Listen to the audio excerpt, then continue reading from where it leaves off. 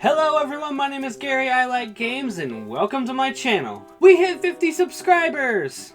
Now I know that's not a huge number by any stretch of the imagination or by any measurement on YouTube, but to me it's a big deal. I've said in many videos and conversations before, I've wanted to do YouTube for a long time, and I really feel like I'm on the path now, even if it's a very slow walk down that path.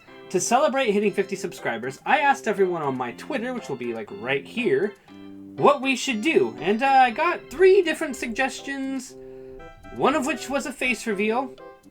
You're welcome. The other was to give away a PS5, which I just don't have the money to do. And even if I did, I probably wouldn't be able to get my hands on one. But finally, my good pal T-Trom came through and said, Gary, why don't you do like a top 10 list of your favorite games? And I was like, yeah, that makes sense. A lot of people do those. I love watching list videos. I'm sure others do too.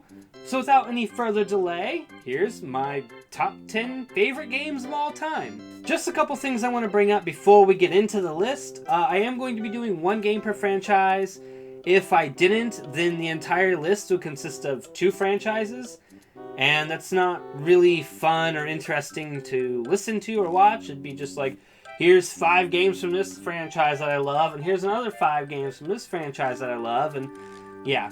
So, we're gonna do 1 per franchise.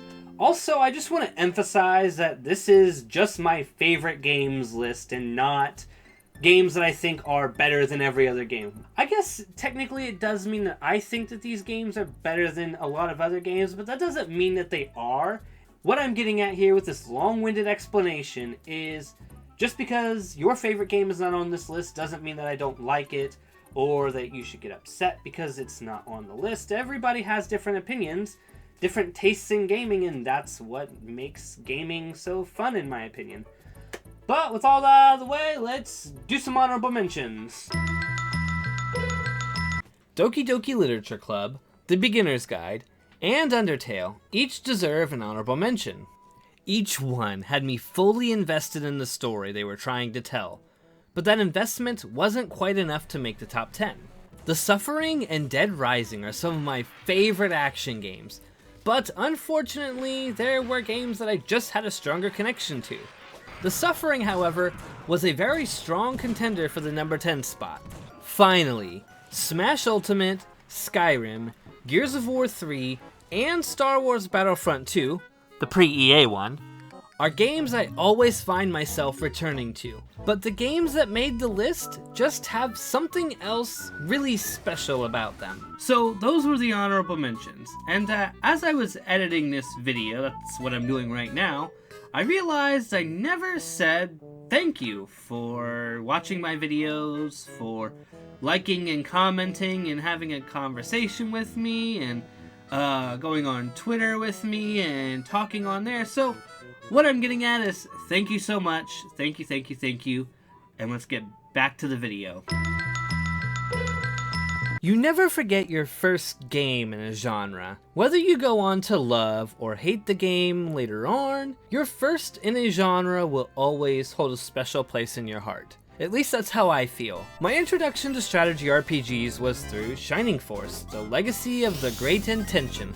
What a weird name. And what an introduction that game was. It really has everything you could want. A fun story, drama, action, plenty of that strategy RPG goodness to it, and you can recruit a ridiculously cool wolfman and a magic casting jellyfish into your army. What more could you ask for?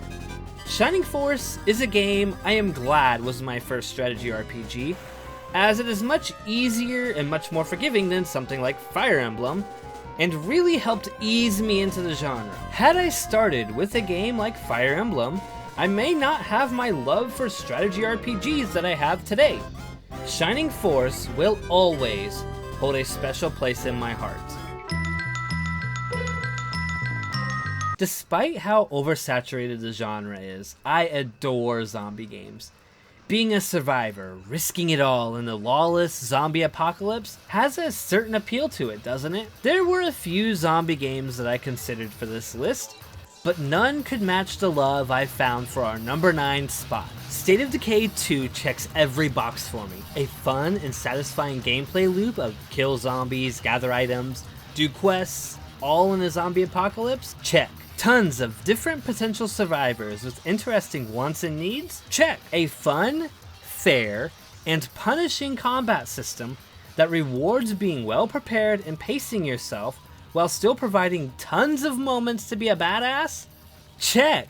A sequel that fixes problems from the first game, like that horrid inventory system, and developers who are constantly adding new stuff to the game? Checkerino. What about a lot of ways to customize my base and what my survivors wear? All done naturally throughout the gameplay and without microtransactions.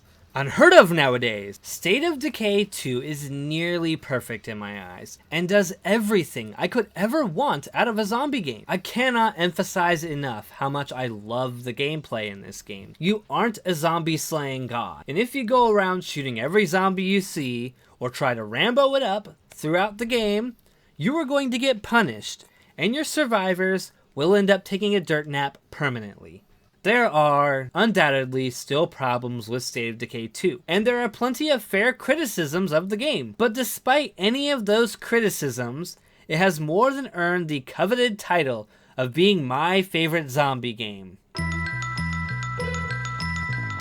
While many licensed franchises are lucky if they get one decent game at best, Star Wars has had a pretty solid track record with games. Not only that, but the amount of genres in gaming that Star Wars covers likely gives even Mario a run for his money. There's racing games, side-scrolling action games, third and first-person shooters, and even RPGs. On the subject of RPGs, Star Wars Knights of the Old Republic is one of my favorite RPGs, and I would argue one of the best RPGs ever made. The gameplay is engaging, the story is phenomenal. Each character has a lovable personality, and the moral choices you make in the game are so fun. Do you follow the light side or do you fall to the dark side? There is a huge variety of force powers, and it really lets you make your character who you want to be. The twist ending of this game is one of the best in gaming period, in my opinion. I don't really have much more to say than what has been said by many others before. Star Wars Knights of the Old Republic is a phenomenal game that deserves all the praise it gets and more. BioWare really knocked it out of the park with this one.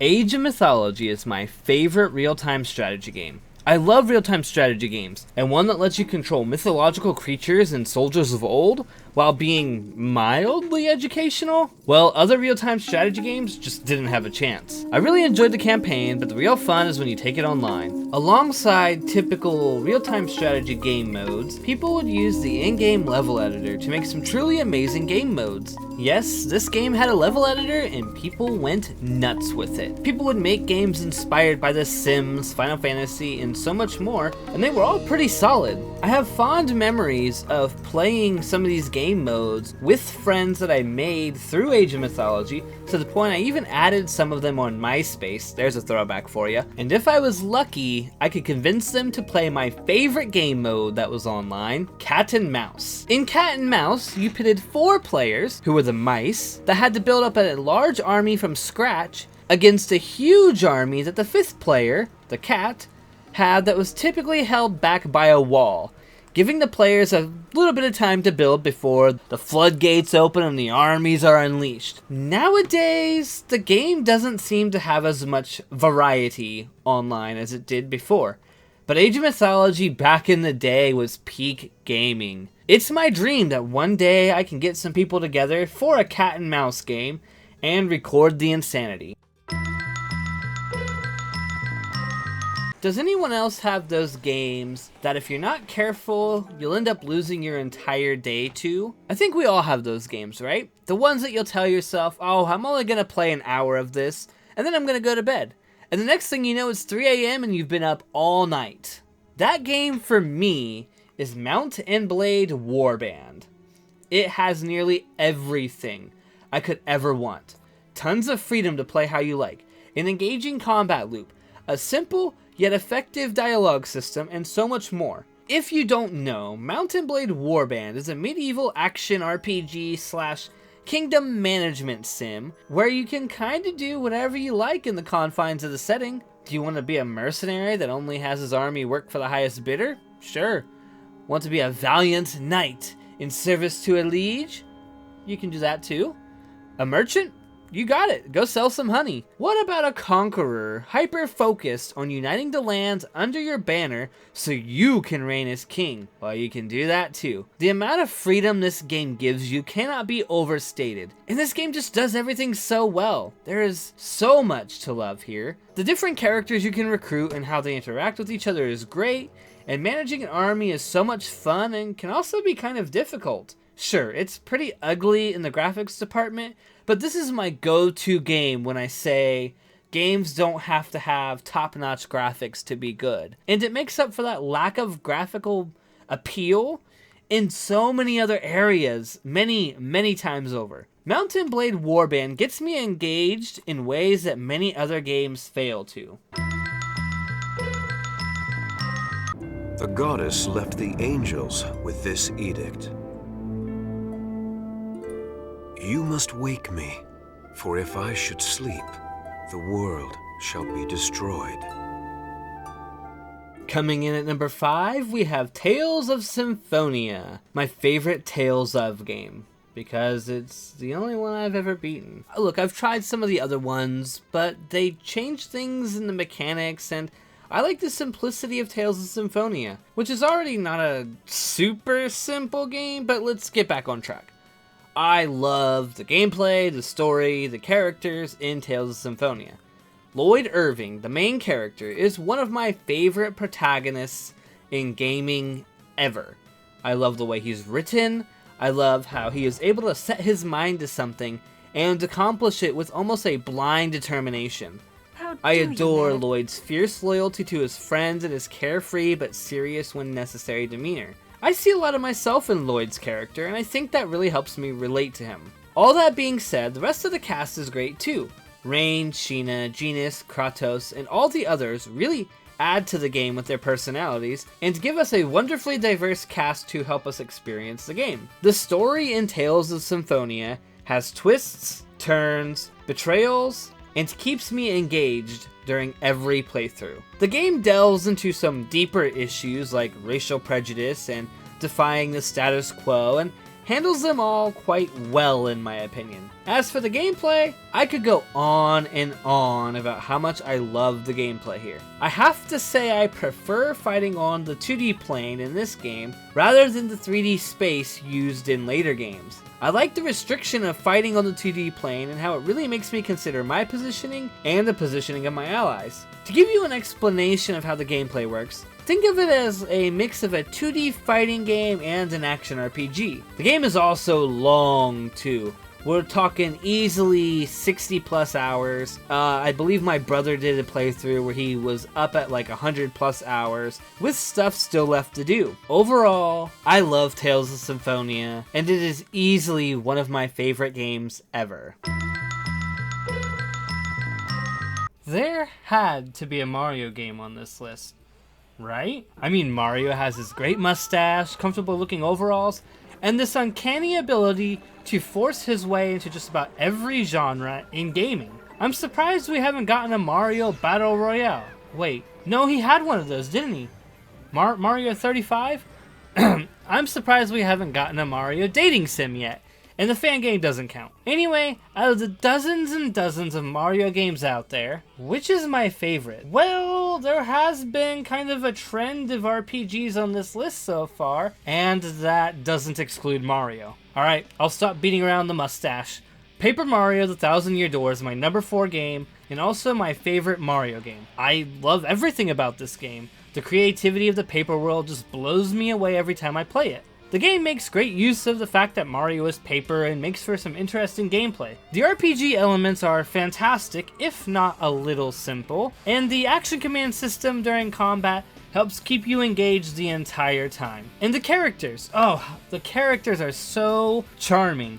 The bosses are charming, Mario's charming in this, the partners are charming. This is everything I want out of a Mario RPG. There is so much to do in this game, with quite the extensive post-game, and lots of stuff to collect. This is simply Mario at his RPG best in my opinion. Halo is a game I didn't fully appreciate until last year. Sure, I liked the games, and I would typically buy and play each game, barring 5, as they came out, but I didn't realize just how much Halo meant to me until early 2020. My dad and I decided to try to have a Halo night, and so I gathered as many of my high school friends as I could, and some new friends I've made who would also enjoy playing, and we had a Halo night. Now, I know, gathering people in 2020 is a major red flag. This happened in March, I believe, before 2020's standout catastrophe would come out in full force. I can specifically remember us discussing the event and what we thought it might hold for us in the future. How naive we were. Anyway, back on topic. Halo Night is something we've only done one other time recently, as part of my bachelor party, but something I would do all the time when I was in high school. In my younger days, it wasn't uncommon for me to have 2 to 3 friends spend the night on the weekend, and almost the entire house would play Halo together. Typically Halo Combat Evolved, as it is my dad's favorite, but we were all pretty happy just playing, so we didn't mind, even when we might have preferred to play like Halo 3 or Halo Reach. Having that Halo night in 2020 was like stepping back in time. The stresses of the world faded away that night, and it was just trash talk, great kills, and just a ton of fun. I felt like I was reliving the best parts of my childhood that night, and how could I not? I was surrounded by my friends, and there is just something special about having some people I may see once or twice a year if I'm lucky, gather up to play a game where we are all equally bad at it in person. We had planned on trying to do a Halo night at least once or twice a year, and then 2020 happened and we haven't had one since. I look forward to trying to have a Halo night when and if things calm down with you know what. I know most of this entry is me just having my nostalgia blinders on their highest setting, but that really shouldn't take away from just how good of a game Halo Combat Evolved is. Sure, the later games add more features and mechanics, but I feel that only makes the simplicity of the first Halo shine even brighter. There isn't really much more I can say about Halo, other than it is without a doubt my favorite first-person shooter. Trying to narrow the number 2 slot to a single Fire Emblem game was a monumental task. I love nearly all of them equally for different reasons. Do I pick Path of Radiance, which has Ike, my favorite protagonist of the series, and a fantastic coming-of-age story? What about Sacred Stones, with its branching promotion paths and interesting plot involving the Demon King? Well wait, no, it has to be Awakening with all its fan service, not that kind, and a hefty amount of side content. What about Three Houses, with its great cast of characters, Radiant Dawn for its huge number of characters and tough-as-nails gameplay?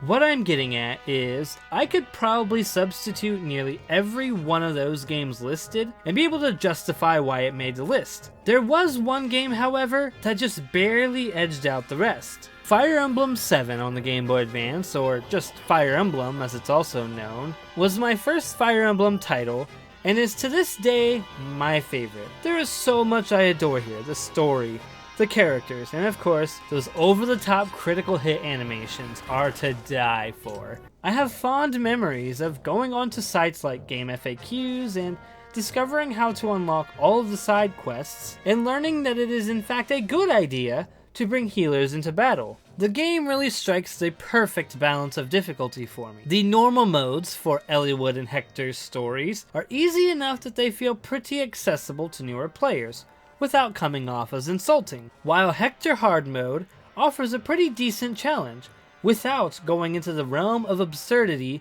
that Lunatic Mode offers in later installments of the franchise. This game is quite linear, and doesn't contain an expansive post-game, and despite that, I find that this is the Fire Emblem game I replay the most. There's just something great about having a one-and-done story. Look, I would be lying if I said that nostalgia didn't play a pretty significant factor in this making the number 2 spot, but Fire Emblem 7 is a fantastic game and deserves to be played by anyone with a mild interest in exploring the series' past. When I set out to make this list, I knew that Pokemon would make it to the #1 spot. Pretty lackluster, I know. Someone who's obsessed with Pokemon.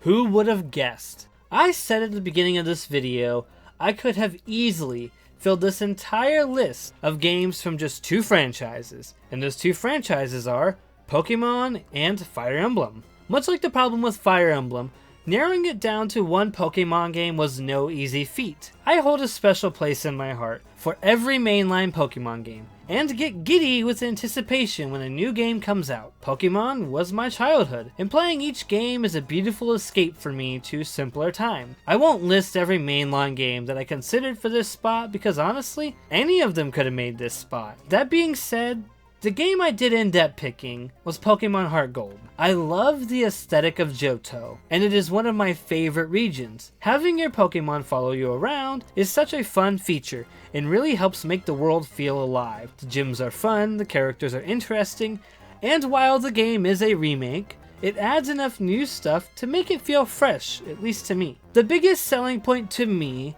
and what pushes Heart Gold and Soul Silver past the others is being able to revisit Kanto. Taking on the Kanto gym leaders, crushing the last bit of Team Rocket, and exploring Kanto 3 years later blew my mind as a kid, and is something I still appreciate to this day. That battle with Red towards the end, even all these years later, feels nothing short of epic. I have such a love for Pokemon Heart Gold, and could probably talk about it for ages, but that'll be a topic for another video. I think this is as good a place to stop as any. So now I'll ask you, what are some of your favorite games? Let me know in the comments down below. Thank you so much for checking out this video. If you enjoyed it and want more Pokemon content, I did a video recently where I tried to name all 151 Generation 1 Pokemon from memory. Or if you want something a bit more structured, I did also do a review of the game Grabbed by the Ghoulies not too long ago, and I feel it is my best video to date, maybe barring this one. Feel free to check that out as well. Thank you all so much for watching and have a wonderful day.